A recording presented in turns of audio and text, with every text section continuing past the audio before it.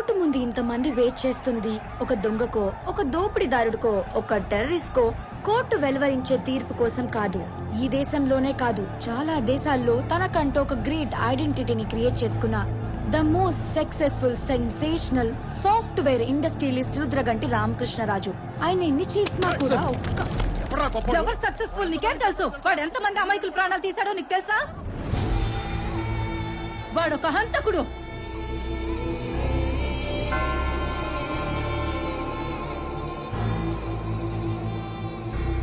ఈ రోజు మీ కేసులో జరుగుతుంది విచారణ కాదు, ఫైనల్ జడ్జిమెంట్.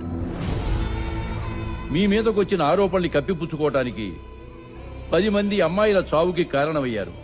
అంతేకాదు, మీకు ఎదురు సాక్ష్యాలు చెబుతారన్న అనుమానంతో 25 మంది అమాయకుల ప్రాణాలు విచక్షణారహితంగా తీయించారు. ఈ నేరాలన్నీ మీరే చేయించారని స్వయంగా ఒప్పుకున్నారు. దీని గురించి మీరు గాని, మీ తరఫు న్యాయవాది గాని కోర్టు వారికి ఏమైనా చెప్పదలుచుకున్నారా?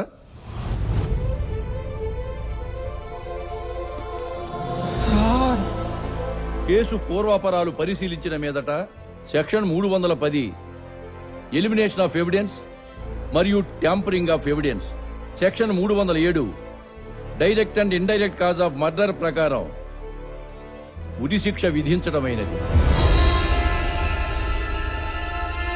కోర్టులో రుద్రగంటి రామకృష్ణరాజుకు ఉరిశిక్ష. తీర్పు విషయంలో హర్షం వ్యక్తం చేసిన ప్రజలకు అధికారం.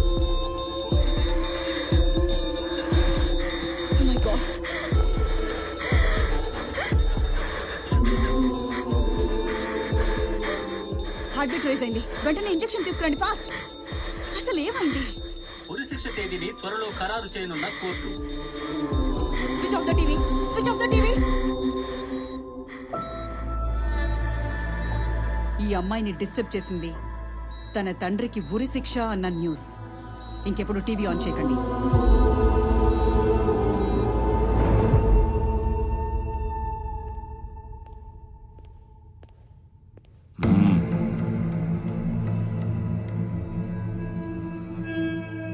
ఉరిశిక్ష పడ్డ ఖైదీని కలవడం కుదరదు అంటే కోర్టుకెళ్లి స్పెషల్ ఆర్డర్స్ తెచ్చుకున్నాడు మీ లాయర్. ఏదో మాట్లాడాలంట. నువ్వు చావాలంటే ఉరి తీయాలేమో, కానీ నీ కూతురు చావాలంటే ఒక్క ట్యూబ్ లాగితే చాలు. గుర్తుంచుకొని మాట్లాడు.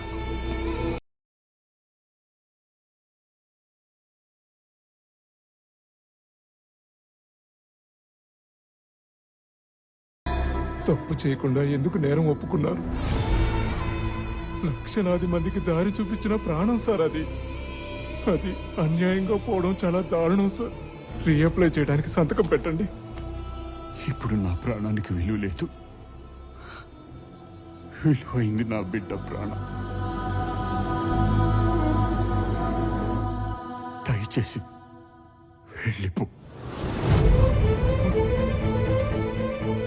పరిస్థితులకు తల వంచి మీరు తప్పు చేశారని ఒప్పుకోవచ్చు, చట్టం ఒప్పుకోవచ్చు, ఆ ధర్మం ఒప్పుకోవచ్చు, కానీ ఆ దైవం ఒప్పుకోవచ్చు సార్. మీ నిశ్శబ్దమే ఓ శబ్దమై వస్తుందో, మీ కన్నీరే ఉప్పెనగా మారి వస్తుందో, మీకు జరిగిన అన్యాయం ఆయుధంగా మారి వస్తుందో నిర్ణయించేది వాడు సార్, ఆ దేవుడు సార్.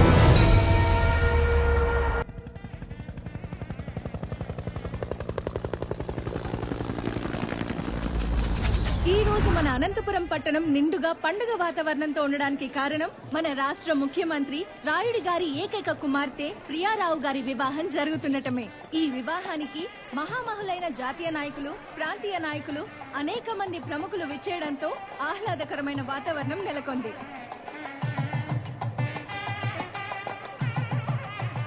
నమస్తే సార్ జీ. నమస్కారం సార్. మన ఛత్తీస్గఢ్ సీఎం గారు. బాబుని కలిసండి. నమస్తే పెద్దయ్య. బాబుని కలిసిపో. ఇప్పుడే మన రాష్ట్ర గవర్నర్ గారు విచ్చేస్తున్నారు. మన స్టేట్ సిఎస్ గారు, పోలీస్ అధికారులు వారిని ఆహ్వానిస్తున్నారు. నమస్తే. నమస్కారం. ఎలా ఉన్నారు? బాగున్నా. నమస్తే. సీఎం గారు ఎక్కడున్నారు? ఇక్కడ ఉన్నారు.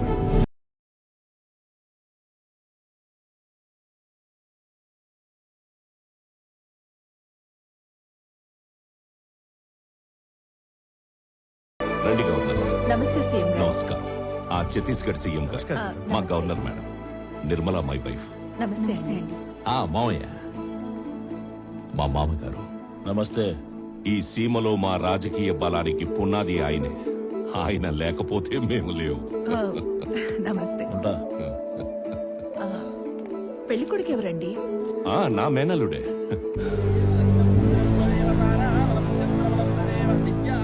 ఈ స్టేట్ ని నేను చూసుకుంటాను, ఈ సీమని వాడు చూసుకుంటాడు. సో అధికారము మీ చేతి నుంచి పోనివ్వరు, అమ్మాయిని మీ ఇంటి నుంచి పోనివ్వరు. నైస్ సీఎం గారు. మేడం, తెలంగాణ సీఎం కొడుకు. ఏడప్పా మీ నాయన? సారీ అంకుల్, ఏదో ప్రోటోకాల్ అట, బిజీగా ఉన్నారు, అందుకే నన్ను పంపించారు.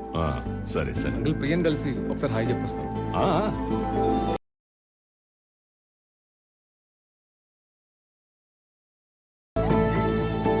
ఈ తూరి ఎలక్షన్ లో నాగిరెడ్డి నిలబడకుండా మీరే చూడాలన్నా, ప్లీజ్ అన్న. సరే ముందు బాబుని కలిసిపోండి. సరే అన్న.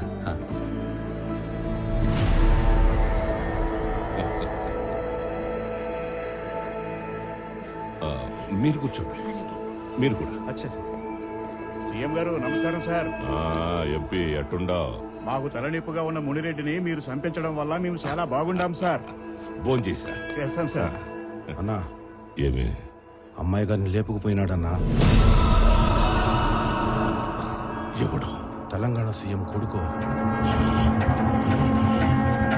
ఒకసారి హాయ్ చెప్పొస్తాను.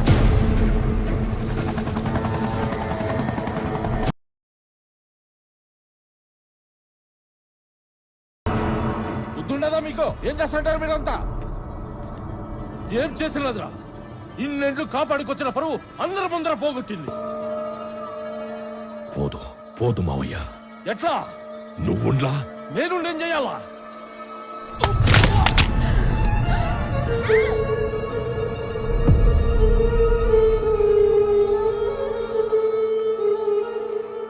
నా కూతురు పెళ్లికొచ్చిన పెద్దలందరూ నన్ను క్షమించాలా? ఈ పెళ్లి జరగడం లేదు. మా ఇంటి పెద్ద, మా దైవం, మా మావయ్య గారు గుండె ఆగి చనిపోయినాడు.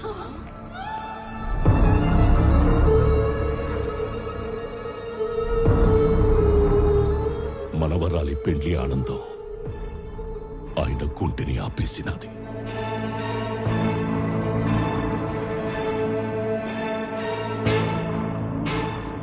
దుఃఖంలో ఉన్నాం, మళ్ళా కలుద్దాం.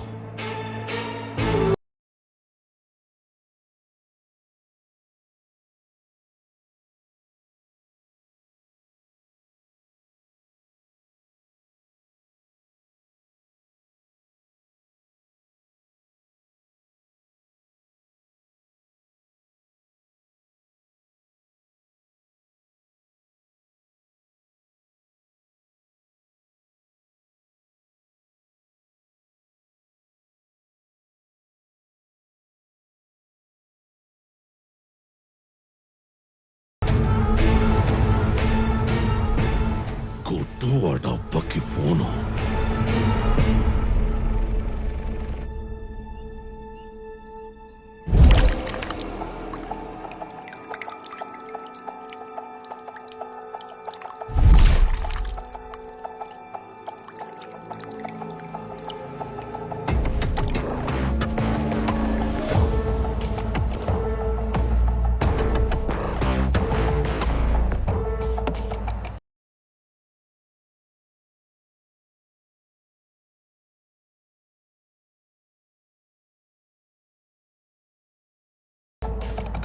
ఏం మలేష్, నీ సైడ్ డీల్ చేసినా కదా, సెటిల్మెంట్ డబ్బులు ఇంకా పంపలేదే?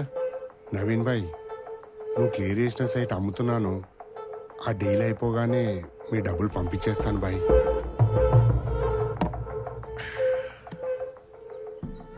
నాకు నీతో పనుంటే నేను ఇస్తా, నాతో నీకు పనుంటే నువ్వు ఇయ్యాలే. లేని దేనికడ తేడా చేసినావు అనుకో, నీకు ఇచ్చిన ల్యాండ్ మళ్ళీ నేనే కబ్జా చేస్తా. అప్పుడు అడిగిపోతావు సెటిల్మెంట్కి. ఎవరు నిన్ను బచాయించేది? ప్లీజ్ ఒక్కసారి ఆలోచించండి. వాడు మా డిపార్ట్మెంట్ కి చాలా సపోర్ట్. ఎన్నో కోవర్ట్ ఆపరేషన్స్ వాడితోనే చేయించాం. అంతెందుకు సార్, మీ పార్టీలో మీకు ఎదురొచ్చిన ప్రతి లీడర్ని ఎలిమినేట్ చేసింది వాడే. సిటీలో మీరు మార్క్ చేసిన ప్రతి ల్యాండ్ని మీ కంట్రోల్లోకి తెచ్చింది వాడే. మీరనేది కరెక్టే డీజీపీ గారు. వాణ్ణి నువ్వు వాడినావు, నేను వాడినా కాదన్ను. మనం పైకి లేవనికి పట్టుకున్న ప్రతి చెయ్యి తర్వాత మన భుజం మీదనే వేస్తా అంటే ఎట్లా? ఆ? గమ్యం చేరాలంటే గుర్రం మీదకి మనం ఎక్కాలి, గుర్రం మన మీద కాదు. రే Sanjay, this time is up.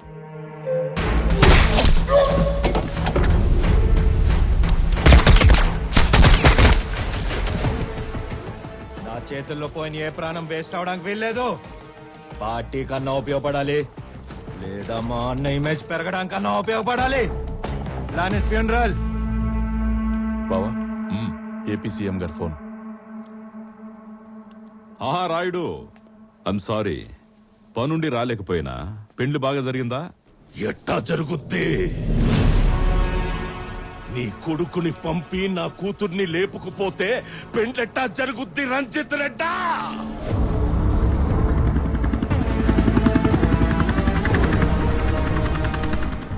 పెండ్లికొచ్చిన వాళ్ళ నోరు మూయించేయడానికి పెంచిన మామనే చంపుకుంటుని కదా నా కోటక్క. ఉండడప్పా, నా కూతుర్ని ముట్టిన నీ కొడుకు ఇక ఉండడు.